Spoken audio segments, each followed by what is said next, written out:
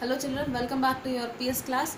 Now I am going to explain you the remaining topics of this chapter, that is acids, bases and salts, which is 5th lesson in your textbook. In the previous session I explained you what is meant by an acid and what is meant by base and their examples and also the differences between them, and indicators, how many types of indicators are there and what are the examples of natural indicators, and also about litmus. We discussed in the previous session, and now I am going to explain you the remaining topics. Okay, that is the other natural indicators.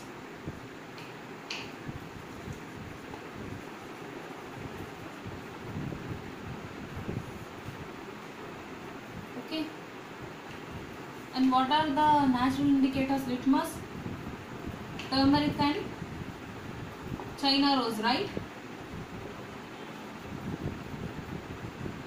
So already we discussed about this litmus. Now I am going to explain you about the turmeric.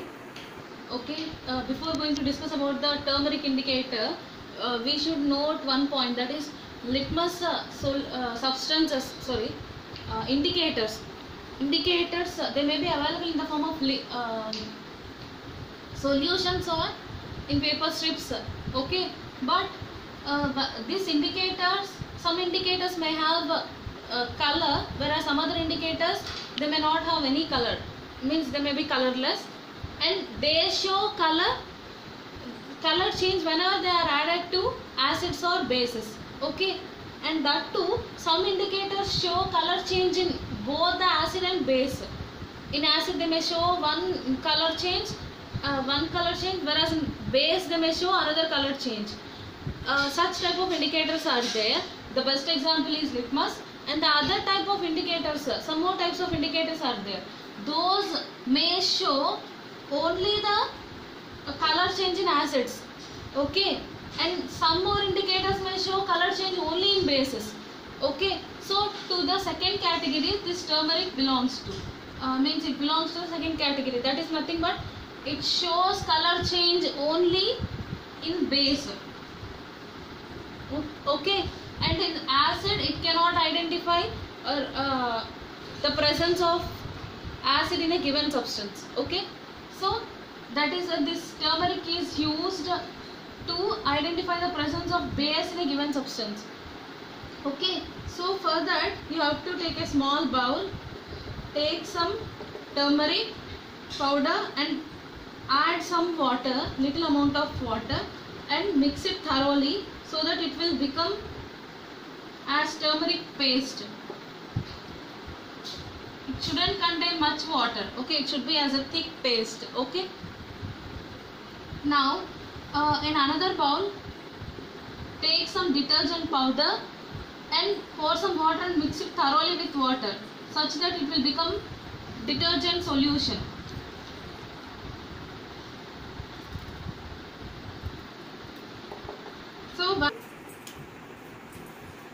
So when this turmeric paste is added to the detergent solution, then we can observe it gets converted to red color solution. Okay, so that shows the presence of base in this given substance. Okay, and we know very well about this detergent that it is a base, right? So this is about the turmeric indicator, and next we are going to discuss about the another natural indicator, that is China rose. Okay,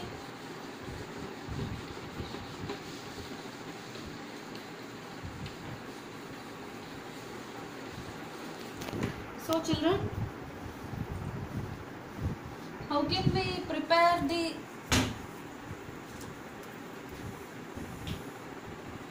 China rose indicator? By following this process, that is, let us consider a test tube and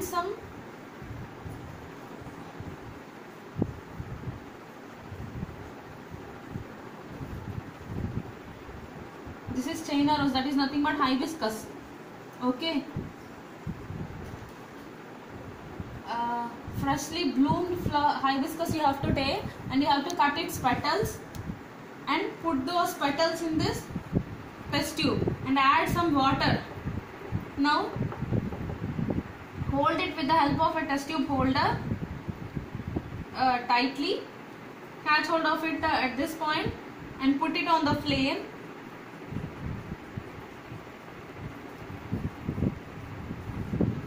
And let it burn for few minutes, and after few minutes the red color of this China rose petals will be transferred to the water, okay, and these petals will become colorless. Now you have to put off the flame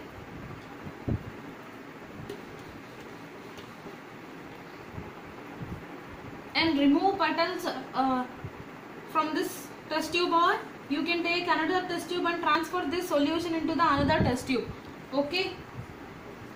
Now your China rose testing solution is ready. You can take two beakers, one is containing some acid and the other is containing some base, okay. If you add few drops of this China rose indicator to this acid, then you can observe some change in color of this, that is to magenta, that is nothing but deep pink or dark pink. And if you add few drops of this China rose indicator to this base, then you can observe some change in color of this to green, okay. So that means by this what we can understand, China rose solution, this indicator, it gives magenta or dark pink color in acidic solutions and it gives green color in basic solutions. So in this way we can identify the presence of acid or base by finding which color is obtained in that solution, okay. So this is about the natural indicators, okay. Now we are going to discuss about the synthetic indicators. Synthetic indicators are nothing but artificial indicators which are made in the lab, okay, which are prepared in the laboratories. And one indicator is given in your syllabus, that is phenolphthalein indicator, okay.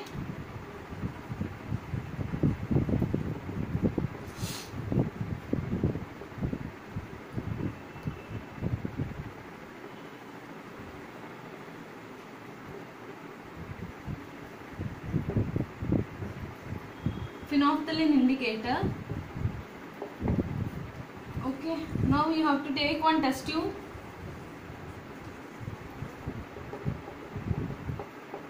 take some dilute hydrochloric acid. Already we discussed about this hydrochloric acid, but here I use the word dilute. What is meant by dilute and what is meant by concentrated, I am going to say you now.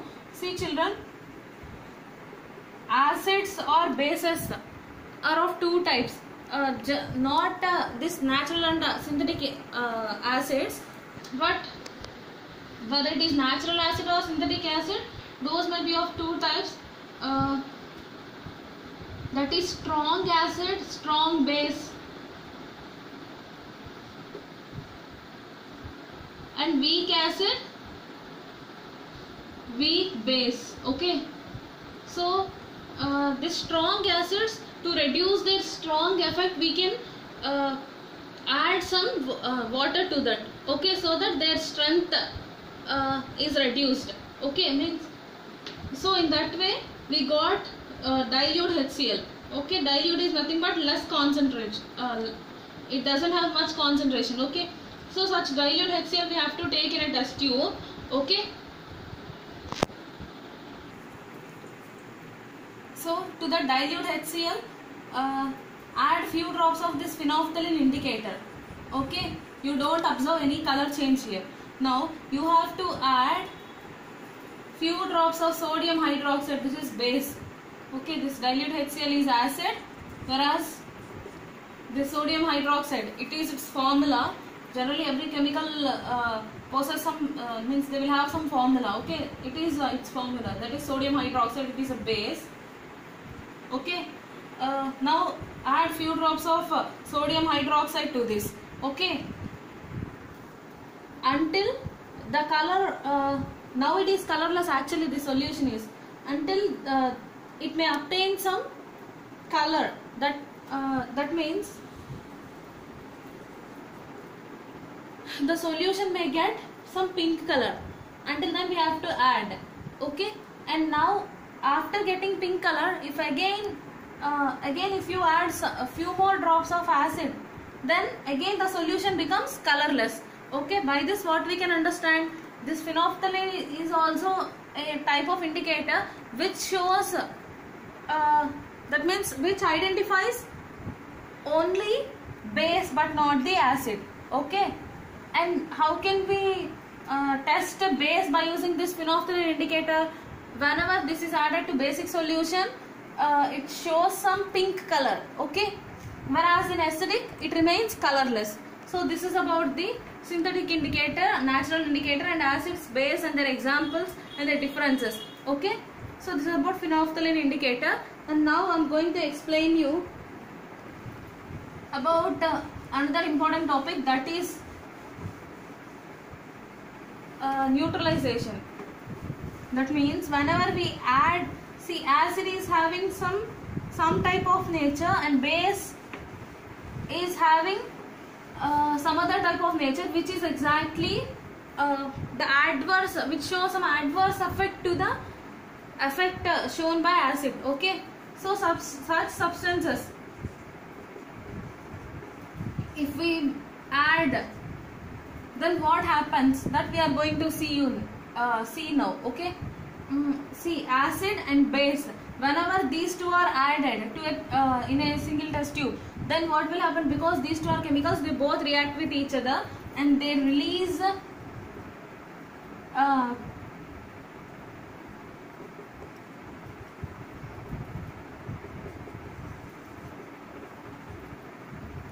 heat. Okay, and also these two substances are also obtained. Okay, these two are formed, one is salt and the other is water. Okay, so this is nothing but neutralization reaction.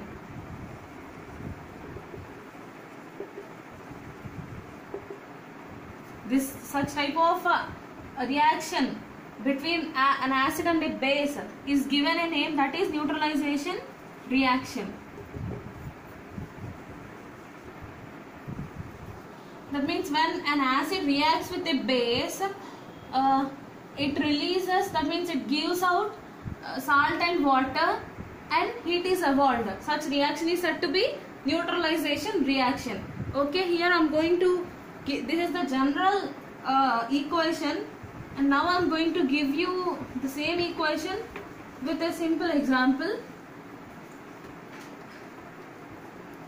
See, here I am going to consider the acid HCl, that is nothing but hydrochloric acid, and base sodium hydroxide, that is nothing but NaOH. Okay, these two react with each other to form a salt, that is Cl in this and Na in this. These both combine to form NaCl, that is nothing but salt.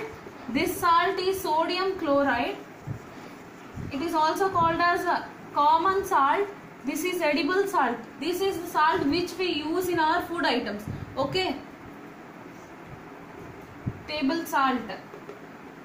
So that salt is formed when hydrochloric acid and sodium hydroxide reacted with each other. Okay, along with that water is also released. Sorry, water is also formed and heat is also evolved. Okay, children, if at all we consider one test tube, and in that if I had taken some hydrochloric acid, and to that if I added some sodium hydroxide, okay, then these both, after some time, these both react with each other and it will lead to the formation of some salt, and some water will also be formed anyhow. But after this reaction, after some time, if you touch the this test tube, then you can find it will it becomes hot. Okay, that means heat is released always in this neutralization reaction. Okay, so as a result of this neutralization reaction, a new substance is formed, that is salt is formed. This salt is having neutral nature. Neutral. That is why this is said to be neutralization reaction. What is meant by neutral nature? Neutral nature is nothing but neither acidic nor basic. Okay.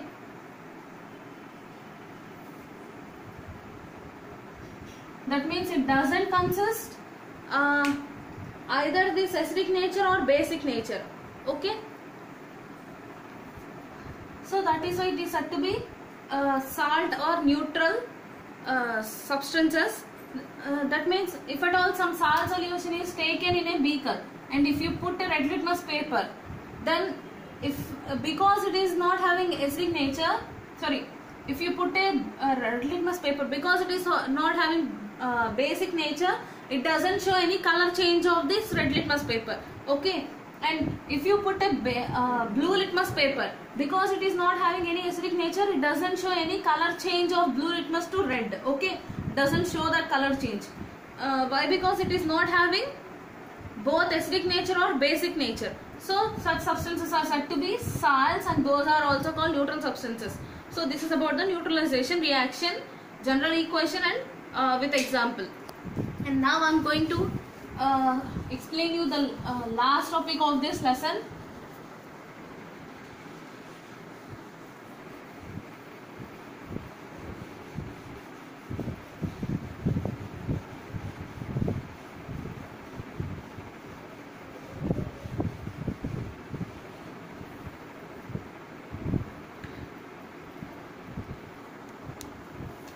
That is neutralization in everyday life.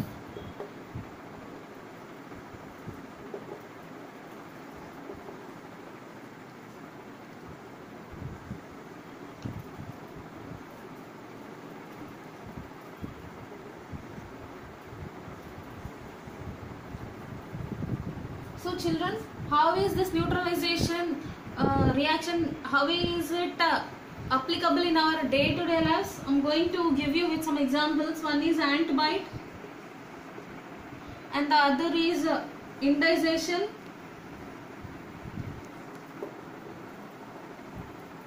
And the next thing is factory waste.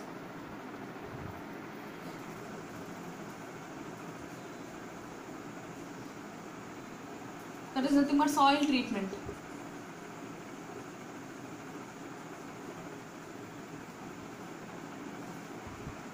Okay.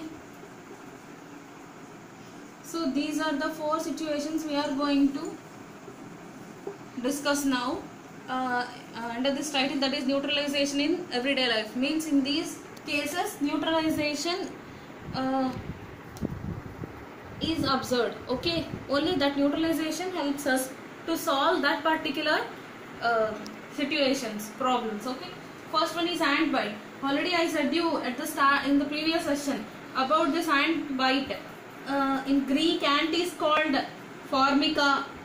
Okay, and that whenever it bites us, at that time it releases some acid onto our skin.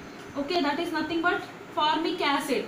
Okay, already we know very well about the nature of acid. Acid is corrosive in nature, right? It even though it is weak acid, that means even though it is not having very harmful nature, but because it is acid, it may surely have some effect on our skin. Okay, so as a result of that, it may lead to some itching sensation, and also our skin we may experience some burning sensation. So how can we treat it? By that means acid, effect of acid can be neutralized, it may be reduced by adding base, right? So for this reason, we can apply some powder on our skin, or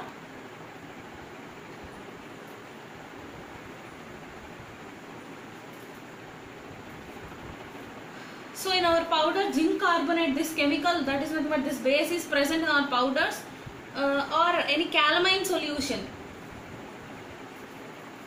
Some lotions will be there. Okay, some body lotions, those also we can apply on our skin where ant bites. Immediately if we apply, that base present in those substances react with the acid released by the ant on our skin, and it may be neutralized, so that we may get rid of that pain and burning sensation caused by the ant bite. Okay, so this is about the ant bite. And next I'm going to explain you about the indization. Already we discussed about this in the previous session, but anyhow let us recall that also. Indization in our stomach, whenever sometimes if we don't take food at regular intervals, then we may feel some burning sensation. That is one case. And in some other cases, if we take a very sore food in large quantities, or the food whichever we eat is having much acidic content, then it may lead to acidity, right? That is some sore taste in our throat and also some burning sensation. So how can we get rid of that?